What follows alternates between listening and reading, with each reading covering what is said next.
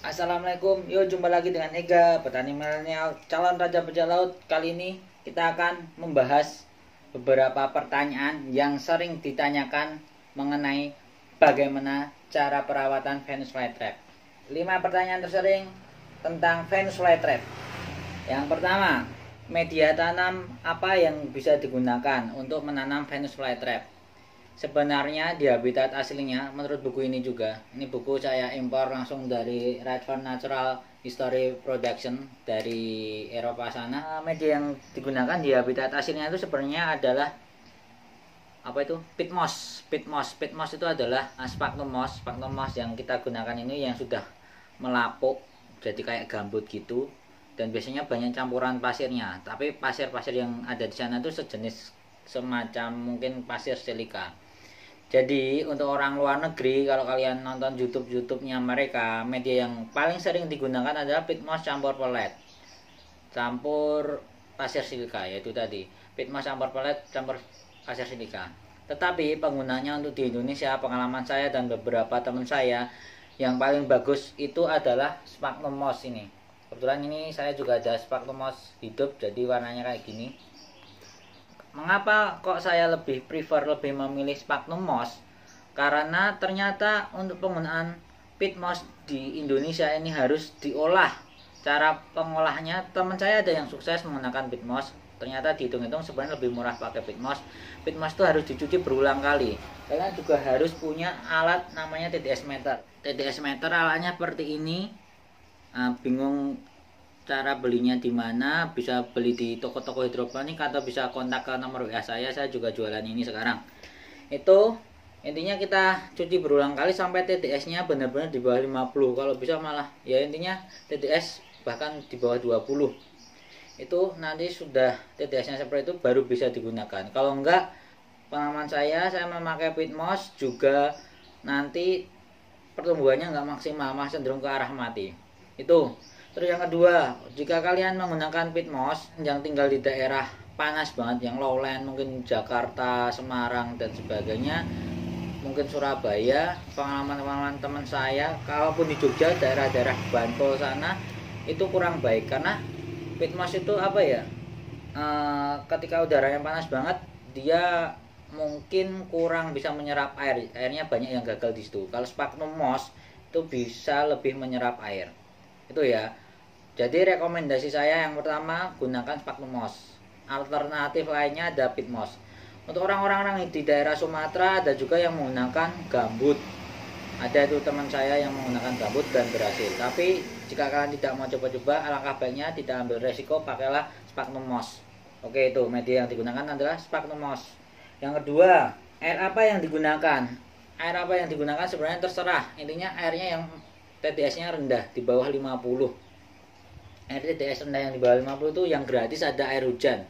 Yang kedua, jika kalian rajin bisa, atau di rumah kalian ada menggunakan AC, bisa menggunakan air AC, air tampungan AC.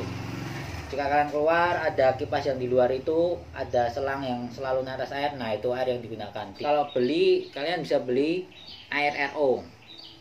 Kalian bisa pergi ke buat air isi ulang, mintanya air RO.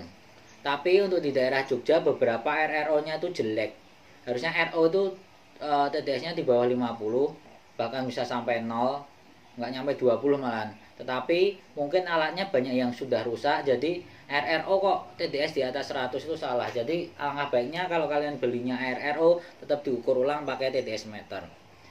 Itu air yang mudah didapat. Terus ada juga kalau kalian beli, kalian bisa beli air yang bermerek Amidis dan Cleo. Hanya Amidis dan Cleo. Yang lainnya itu merupakan air mineral. Aquafit itu air mineral, itu tidak bisa digunakan. Seperti itu ya untuk air. Wajib itu. Kalau kalian pakai air ledeng, apalagi di perkotaan, alangkah baiknya memang tidak bisa digunakan. Haram hukumnya. Nanti tanaman kalian akan mati.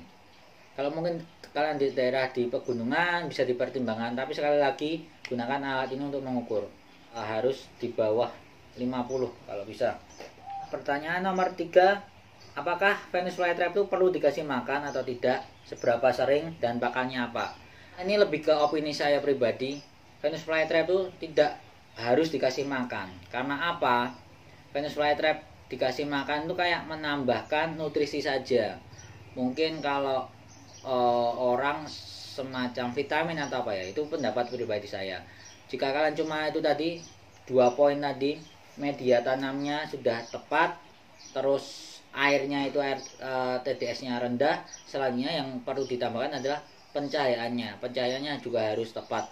Ada yang bilang minimal tuh 6 jam. Tapi saya perawatan outdoor ya udah kena matahari terus sampai ya matahari terbit kurang lebih setengah 6 sampai maghrib kayak gitu. Kalau yang indoor saya setting 15 jam seperti itu ya. Jadi sebenarnya nggak harus dikasih makan, cukup air tadi disiram atau kasih tatakan seperti ini, bawahnya ini ada tatakan digenangi dan pencahayaan cukup, Venus flytrap kalian akan hidup. Selanjutnya itu tadi ya, apakah perlu dikasih makan atau tidak, seberapa sering, pakannya apa. Nah, pakannya apa, intinya kalau kalian mau mengasih makanan, kalian lihat ukuran trapnya seberapa. Misal ini ya, trapnya segini, masih kecil, kalian harus ngasih makannya serangga atau entah pakan apapun tuh harus lebih kecil dari trapnya ini. Kalau misalnya ukurannya sama atau lebih besar, trapnya ini akan cepat gosong. Lihat ini, trapnya gosong, ada yang gosong. Nah itu biasanya karena paling sering kalau makan tuh karena makanannya terlalu besar. Seperti itu ya. Jadi kalau tidak dikasih makan nggak masalah. Yang penting air sama cahaya harus ada itu, karena mereka akan fotosintesis sendiri. Kalaupun kalian ingin mengasih makan, saran saya cukup seminggu sekali saja. Pertanyaan nomor 4, mengapa trapnya tidak bisa nutup? Oke men, nanti ada pertanyaannya itu bisa berkembang menjadi mengapa terkadang tuh daunnya atau trapnya ini menghitam. Ini namanya tanaman, tanaman itu makhluk hidup, pasti ada masa tuanya, masa tua nanti juga akan mati. Jadi trap menghitam atau mungkin trapnya yang tadi balik lagi pertanyaan tidak bisa nutup itu karena biasanya trapnya udah tua atau udah habis masa buka tutupnya. Jika kalian sering buat mainan trapnya ini, sering disentuh-sentuh, nanti lama-lama juga trapnya nggak bakalan bisa nutup lagi, buka terus seperti itu. Nanti kalau buka terus pada masanya trapnya itu akan menua juga akan menghitam. Yang jadi masalah kalau trapnya itu hitam, trapnya hitam kayak gini seperti yang sudah saya sampaikan, kemungkinan karena sudah makannya terlalu banyak. Tapi ini kita bahas secara normalnya dulu ya. Nanti kalau kita bahas penyakit kita bikinkan video selanjutnya. Jadi ya wajar kalau trapnya nggak bisa nutup, airnya kok menjadi hitam juga, itu wajar. Yang paling penting kalian lihat di ujungnya ini kan selalu ada tumbuh baru ya. Ini dipastikan selalu hijau. Kalau trapnya hijau yang lain hitam masih nggak masalah. Tapi kalau trapnya yang tengah ini daun barunya tunasnya itu jadi hitam, silakan kalian tanyakan saja kepada saya. Itu ada nomor WA atau silakan komen. Pertanyaan nomor 5, perlu dikasih pupuk atau tidak? Elemen kalian balik lagi ke ini adalah tanaman karnivora. Mengapa tadi juga harus pakai sphagnum moss? Kenapa tidak bisa memakai tanah? Karena Venus flytrap ini khususnya ya, kita bahas ke Venus flytrap, tumbuh di daerah atau di tempat yang minim unsur hara. Unsur hara itu apa sih? Ya mineral. Ya pupuk itu biasanya banyak mengandung unsur hara dan mineralnya dan berbagai macam lainnya. Jadi pupuk tidak perlu. Sebagai pengganti pupuk kalian cukup ngasih makan. Nah, kenapa tadi juga kita bahas juga sebenarnya itu dikasih makan itu seberapa sering sih dan apa harus selalu dikasih makan? Makannya Venus flytrap itu pengganti pupuk. Jadi serangga itu pengganti pupuk. Jadi kalau kalian tanya perlu dikasih pupuk atau tidak, jawabannya tidak. Kalau kalian ingin tanaman kalian tumbuhnya lebih bagus performanya, silakan kasih aja serangga seminggu sekali aja. Kita ulang lagi dari awal. Pertanyaan yang pertama, media tanam apa yang digunakan? Rekomendasi saya cukup sphagnum moss kering dibasahkan digunakan. Ini contohnya. Syukur-syukur ada sphagnum moss hidup ini jadi kelihatan lebih cantik. Tuh nomor 1.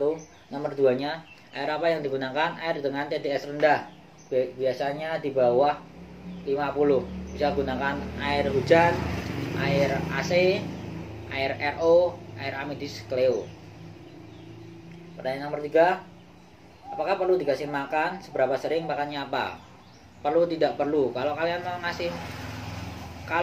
tidak memberi makan nggak masalah, Venus flytrap akan tetap hidup jika masih ada air dan cahaya. Kalau mau dikasih makan seberapa sering, pakannya apa, seminggu sekali saja, pakannya apapun. Biasanya serangga yang ukurannya lebih kecil daripada trapnya. Oke, pertanyaan nomor 4. Mengapa trapnya tidak bisa nutup?